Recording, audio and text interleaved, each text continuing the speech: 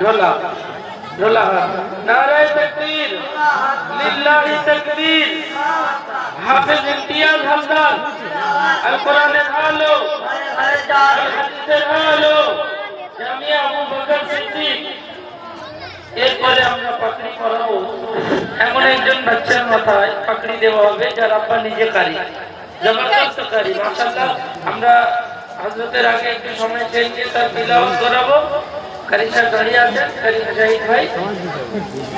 তার আব্বা নিজেও কোরআনের পাখি, বাচ্চাকেও চেষ্টা করেছেন। এখনই তার কণ্ঠে কিরাত শুনবো ইনশাআল্লাহ। এখন হাফেজ রিজওয়ান মোল্লা, পিতা কারি মুজাহিদ মোল্লা, গ্রাম জয়নগর ফতেপুর, থানা জয়নগর। নারায়ে তাকবীর নারায়ে তাকবীর।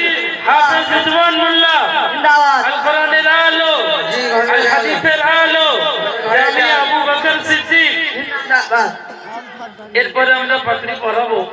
হাফেজ মুস্তাক